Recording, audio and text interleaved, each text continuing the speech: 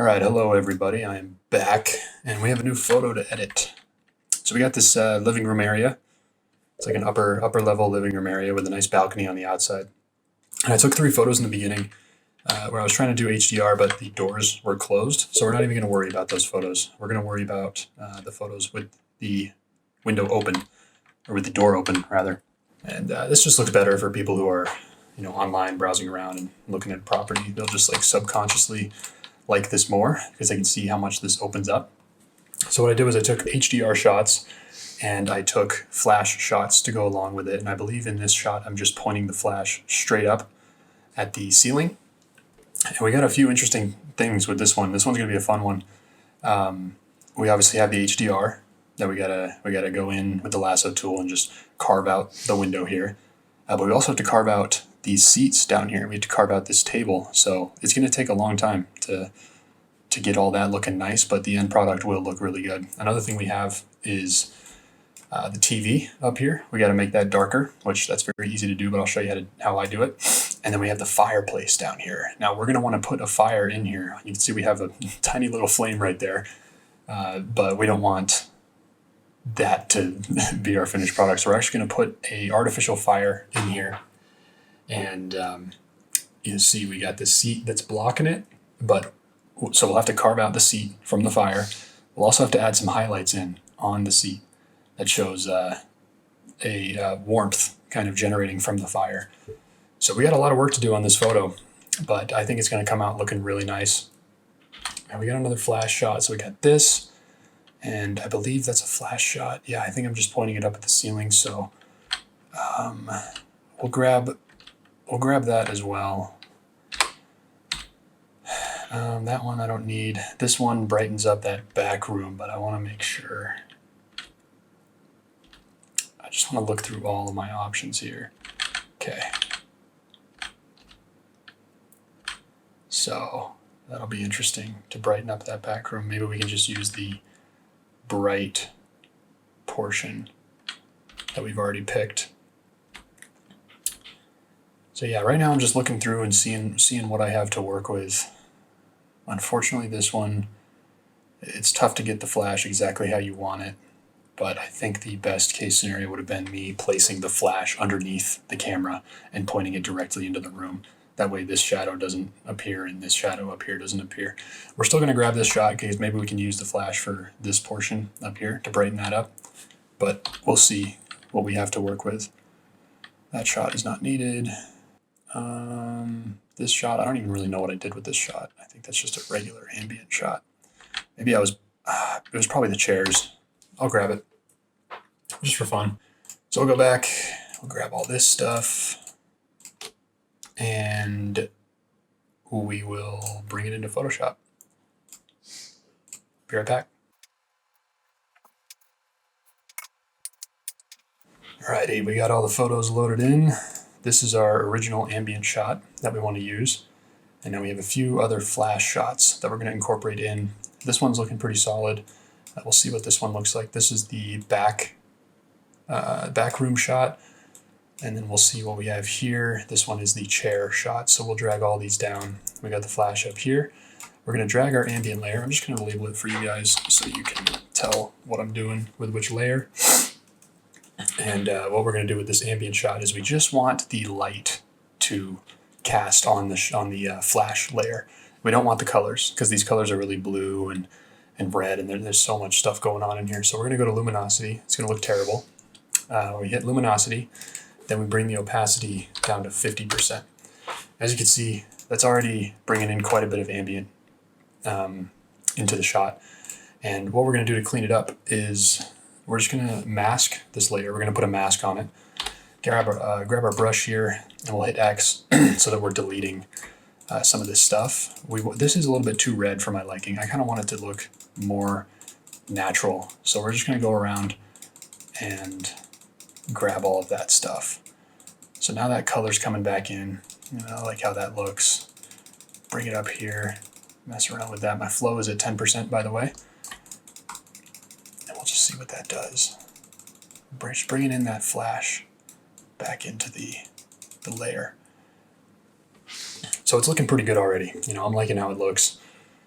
I think what we're going to do for this back room, we're just going to do this now. I'm going to bring in this, I think it's 3 stops exposed higher than our ambient shot. And it's a little bit too high for my liking. On my next round of photos, I'm going to make that 2 stops rather than 3. But what we're going to do is we're going to start painting in this room back here. There's just a bunch of dark spots that we don't really want included in the photo. I'm going to avoid the light because, as you can see, if I start brightening that up, it's going to get way too bright for my liking. So we're just going to, I don't want that. I want white. I meant to hit the spacebar, but I hit Alt instead. So yeah, we're just going to brighten up this side of the room over here. We just want that to be matching what we have over there. Only slightly. You know, your eyes aren't really going to notice when you look at the finished product, but if it were dark, you would notice it for sure. So we just want this room to look about as exposed as the rest of the shot, and that's already looking much better. If we turn that layer off, you can see that's the before and that's the after. So we've already brought back a lot of that light. Any other dark parts of the image, you know, we can brighten up using this 3 stops exposed shot. So we'll just brighten up a few areas over here. I'm actually going to hit X and darken it a little bit. I think these changes are minuscule. I don't even know if anyone would notice this, but I would notice it for sure. So that's why I'm getting rid of it. All right, now for that first part that I was talking about, getting the windows themselves. So I'm going to mask this layer by hitting this button down here. I'm going to hit Control-I to invert it. And we're going to zoom in here and basically trace out the exterior, the outside of the house. I'm going to avoid this part because this part is like perfectly exposed. But if I traced out this part, it would darken to almost nothing. So I'm going to hit L, grab my lasso tool, and I'm going to start right here. And I'm going to start tracing around. I'm going to basically go from here to here with these beams right here, and I'll show you a quick, easy way to get rid of those beams afterwards. This just saves a bunch of time doing it this way. So we're going to drag it down. Keep in mind, if you're using a very wide angle lens for these shots, it's going to be a little bit distorted here. So that's why I'm only going about halfway down on these straight lines. So as you can see, I'm going to go just from here. I'm not going to go back up and connect it back together. I'm just going to go straight down to the next one. And I'm going to drag this across. Same thing with these chairs, with all these little details. We're going to go in and get all of those later. And it'll look pretty solid. So now from here, that's our point of origin. I'm going to go over here, and I'm just doing a rough outline of all of these windows. Again, I'm going halfway up, or actually,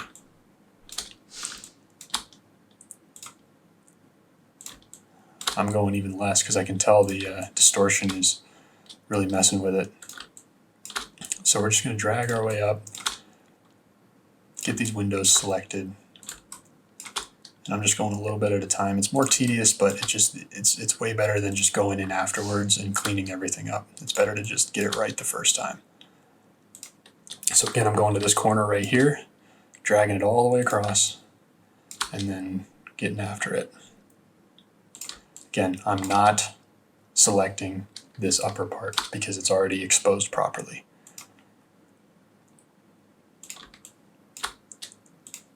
So here's our first selection. As you can see, I went around all of the detailed parts. We're gonna have to go in later and get all that because this is inside, that's all outside. It's gonna be really tedious, and this is where flash comes in handy. If I could have just flashed all of this, I could just go in, literally hit darken mode and just barely trace around it, and it would look perfect. But I'm not good enough at that yet to where it's reliable. So I'd rather just get it properly. What I did now was I just hit L and I went back to the lasso tool, and as you can see, there's this little minus symbol around the lasso tool. And if that's not showing up for you, all you got to do, is hit this button right here, and that will subtract any selections that you make. So if we drag this all the way down, And can't forget about the distortion, so I'm actually just gonna marginally click the borders that I want. We'll go here, click right there, and we'll start dragging our way back up.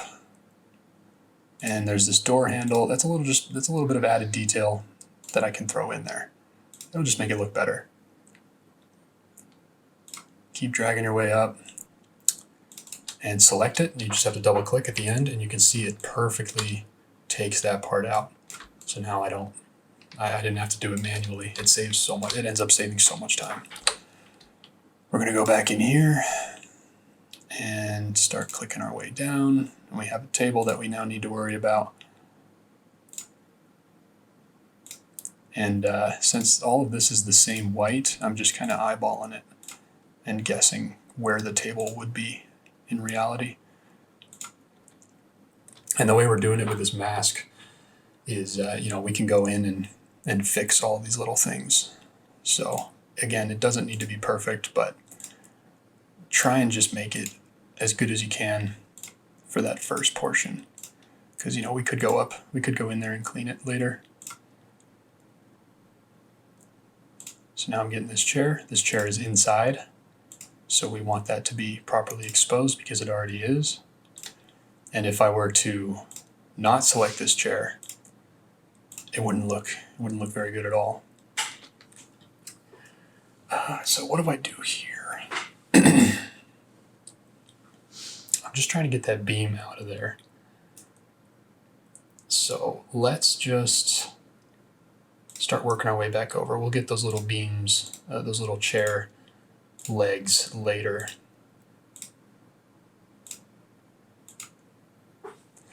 You can also hit spacebar to drag your work area around a little bit better. So now this part's not selected, so we don't need to worry about it. We'll go back up here and start grabbing this chair, getting it out of there.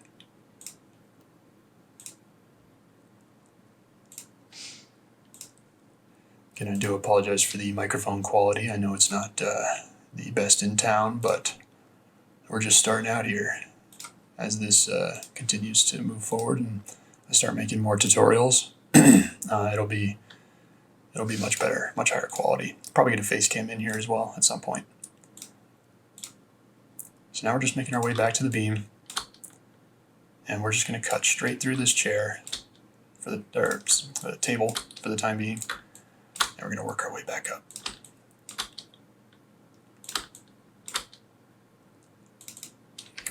Now, as you can see, it's selected all of that. All of that's out of there now. And the table, we'll get that later. Let's go in and get these beams. Go back to our lasso tool, make sure it's the subtract symbol. Again, you can just click that button up there and it'll subtract any selections. This is the selection that we want to remove. There you go. As you can see, that removed it very nicely. Bunch of straight lines. We just want the outside. That's all we want.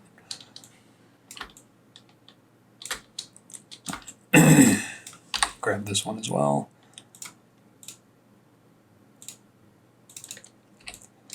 That's removed. Now we just have to worry about this table here. It's the same thing. Grab our lasso tool, make sure it's on subtract. We'll just click our way around. Again, these are the same color pretty much. We can't really tell where the table is, but we can use context clues to figure it out. We just want the table to be removed. We can go in and clean it up later if we even need to. I think this is close enough. So as you can see, now we only have the outside that's selected. And that was a bit more detail than I would like. It's with the chair right there, it's just tough to get around it, but I'm not going to move all that out of the way because the photo would look empty. But anyway, now that we have it all selected, we have our white on the bottom there, and what we just want to hit is delete. And when we hit delete, you can see that window just comes to life. So let's hit Control D to get rid of that selection. And we'll just go in and double check. Right there I can see the table is blue. that little side of the table. So what we're going to do is hit X. We're going to go to our brush, drag it down, and we'll drag the cursor down to make sure the hardness is at 100%. And we'll just go in here. We'll bring our flow up to 100, and we can just paint back in. Oops, X. We can just paint back in that table. Make it a nice smooth surface. Looking pretty solid. We'll go in, we'll hit X, and this bottom part of the table where the highlights are kind of popping through, we'll just clean that up. Go around here, you can see that this is super underexposed, so we know that we clipped some of that table coming in. So we'll go back to our brush, hit X. So now we're painting back in the original exposure of the table. You can see as we go around, it's coming right back. Makes it a nice smooth surface rather than the dark section of it. And right there, it looks like we even got, what is happening here? We can hit X. Maybe this. Ah, I see. So it's just the outside portion. Other than that, it's looking pretty good. I'm going to want to bump up the exposure. So let's just go to our adjustments here. This part is properly exposed, but these parts are a little dark. So let's just go to curves and see if we can bring that back. It's still pretty blown out. Let's delete that. Let's duplicate this. Duplicate the layer, duplicate the mask, and let's get our brush. And we're gonna get rid of this middle part. So now if we turn on that layer, it comes back, but for this new layer, we can add a curves to it, and we can only affect those side. Yeah, that looks way better already. So that makes it look really even. So you can see before and after. It's looking pretty good. And the only reason this is there is because there's glass there and there's no glass here. So darkens it up a little bit more as that light tries to pass through. But yeah, that's what we want. We want it to look even like that. All right, now we'll go to this layer and we're gonna go over to the TV here. And we're just gonna make this TV look darker. I don't know if this will exactly work the way I hope it does. So we're just gonna try it out and see what happens.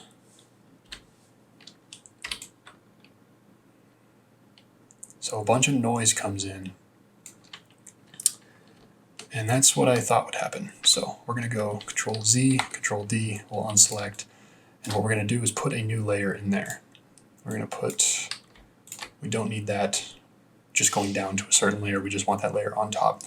So all I did was I hit Alt, and this is what it originally was like. You hit Alt and that removes it.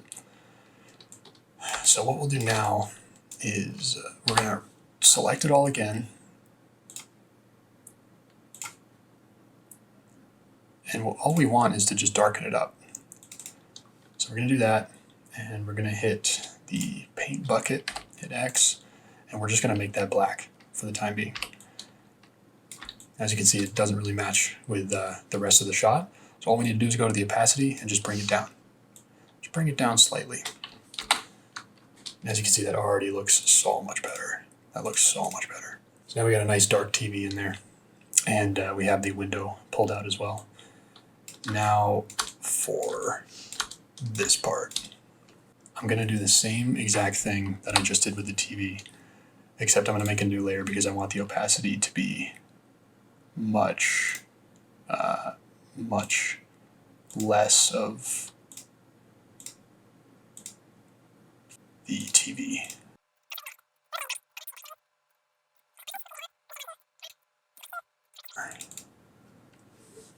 do the same exact thing. I might feather this. Yeah, feather selection. And we'll feather it by 3 pixels. We'll see how that looks. I'm gonna hit the paint bucket, and we're gonna go into this layer, drag that opacity way down compared to the TV.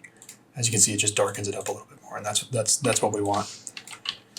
So we'll hit Control D to deselect, and now we're going to start working on the actual fire. So we can kind of guess where the log ends. The log's right here. The log probably ends right here. So what we're going to do is make a new layer. We're going to hit the pen tool. We're going to kind of guess where the log starts, and we're just going to do little tiny selections here. We want the peak of the fire to be in the middle, and it doesn't need to be super accurate. So we'll go up to filter, and we'll go to render, there it is, render flame. As you can see, it gives us a little flame, and I actually kind of like how that flame looks. I like that one. So yeah, you just use this, barely move it around. If you go too high, the flames will be just shooting through the top of the thing, and it'll be way too big. So we'll start with that. We'll get that flame in there, and we'll just hit shape on this layer, and then we can just delete it. We don't need that. So now we got a little fire in there. What we're going to do now is go up to Edit, Transform, and down to Distort, and now we can really mess with it.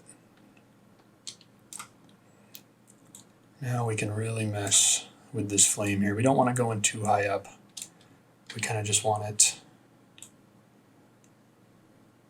to look somewhat realistic. So now we got that fire in there.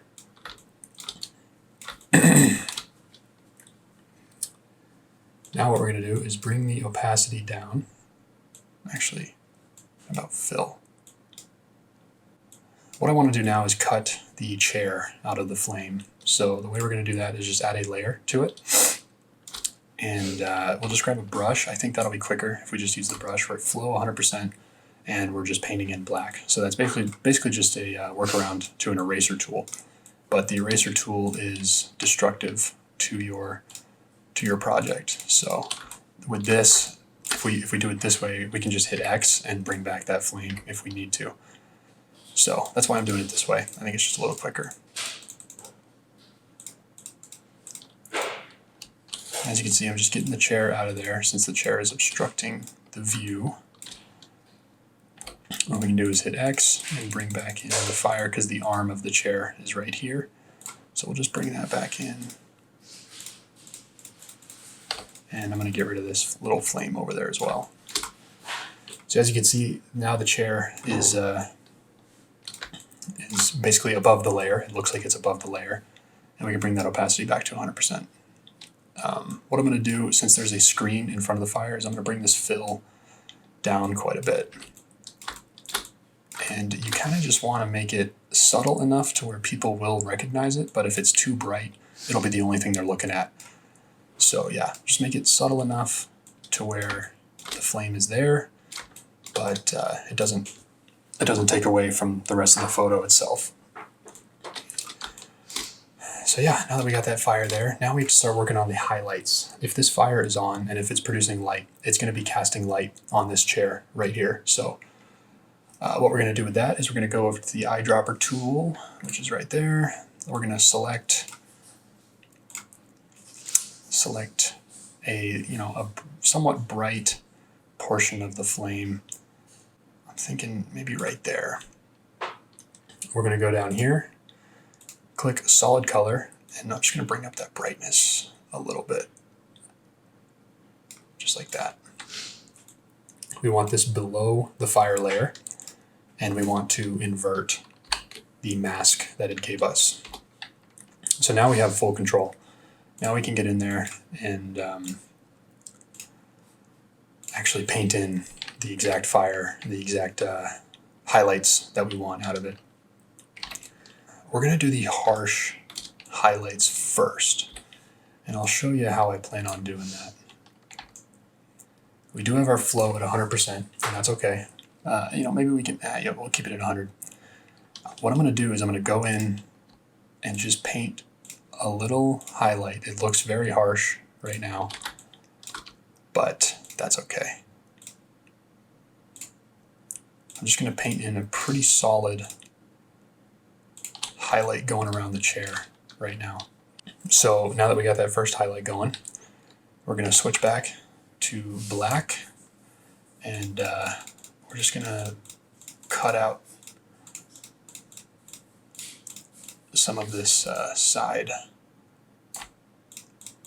because a highlight, if the light was acting properly, it would taper off as it goes over its target. And we don't want any harsh lines. We don't want them to be able to see any harsh lines because this is a curved surface. So as you can see, that's already bringing in some light over that chair right there. So we'll go back to our brush. We'll get that up to 100%. We'll hit X so that we start painting it in again. And we're just going to do the same exact thing going over here. Go back to black, and we'll just keep hitting this just so it makes it orange. As you can see, it's super subtle, but if we were to turn it off, you can see that it makes quite the difference just adding that highlight in there. And that's very subtle. It depends on your photo. If something's far away from the fire, you don't have to do this, but this chair is so close to this fire that I think it's necessary to do that. So we'll go back to our brush, and actually what I'm going to do is duplicate this whole thing. I'm going to duplicate this whole thing because actually that looks better with more of the highlight on there. So that adds a little bit extra flair to it. So I'm going to duplicate it again because I want a layer where if I edit it, I don't need to worry about this highlight that I already did. So I'm going to drag over this. I'm going to basically turn everything off just so I can see what I'm doing here. I'm going to erase that original highlight that we did because what I want to do now is paint in the actual glow of the fire. So what I'm going to do is go to flow. I'm going to bring my flow down to 10, and I'm just going to slowly start painting in this fire.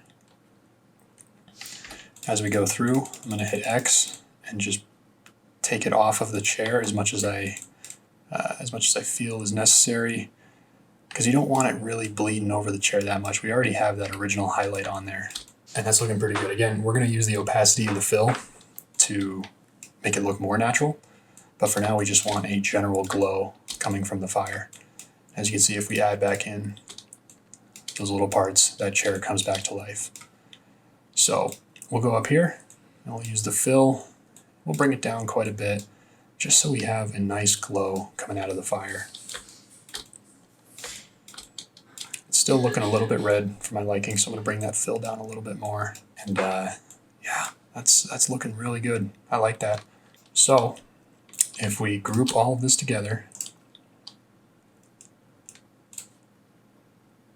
and we call it the fire, we turn it off. That's our original. That is our before picture. Well, I obviously did the TV and we darkened up this fire a little bit. You can see if I do that. So we darken that up and then we add the fire in there. And that just looks so good. It looks so natural. With those added highlights on the chair, it makes it look so much better in my opinion. Makes it look realistic. So, yeah. There's the fire for you, there's the TV, and there's the window shot as well. And now what we'll do to finish this photo up is we'll just hit Control S, send all these layers back to Lightroom. It takes a little bit, but we'll let this load in. We're going to go up here, click our vertical plus chromatic aberration, profile corrections. That's just a little preset that I put in there, and then we can go in and actually adjust the important parts of this photo. I don't think I'm going to touch the exposure. Maybe bump up the contrast just a tiny bit. The highlights, If it comes down too much, it really just takes away from the photo itself. So I'm not going to worry about that. Shadows, bump it up a tiny bit, I suppose. We definitely want some texture in there. And dehaze, I mean, this thing is just so, it's so destructive when we use it.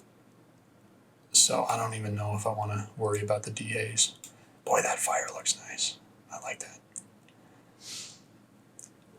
And now what we'll do for the walls, since these walls are white in real life, and since I couldn't exactly capture it with the camera, I'm just going to select it. We can do this color mixer thing, select this eyedropper, and then just pick a part of the wall that you want to actually adjust the saturation of. We don't want to take away too much from the actual floor, so that's why I'm just barely doing it. You know, we can go in, mask the walls so that we keep the floor, but actually I might do that. I don't know. But for now, we'll just see how this ends up looking. This ground out here is quite blue, so I'm going to take that away. And that takes away from the chair as well, and this thing. But yeah, that just makes it look more natural, makes it look like real life. You know, we'll go back here, and you can see that floor really starts to diminish when we do that. So I might just bring it down slightly. We'll bump up the sharpening a little bit. Just make it a nice crisp photo. We do have some noise in there, so we'll just barely bump this up. Make it look a little smoother. And yeah, I'm liking how this is looking. I forgot about that. You can see the before and after though. Actually, I can just do it in here so you can see it. So that's the before, that's the after. You can see a lot of those colors went away, a lot of that color wash went away, but not too much. It's still looking pretty natural. Before and after. And I forgot about this. It always sucks when you save the project back into Lightroom and you realize that you missed something. But an easy way to get around that is to just right click on the image, develop settings, copy all of these settings, all of these things that I just did in Lightroom. So now we have that. Now it's built into the computer, and we can just go in here and get rid of this. I think if I just click around it and generative fill, it should just get rid of it. Beautiful. And we can do the same thing for this reflection up here. Really no need to do that. I mean, if it stayed in there, no one would notice, but just makes the photos look a little bit more polished, makes it look a little bit more professional.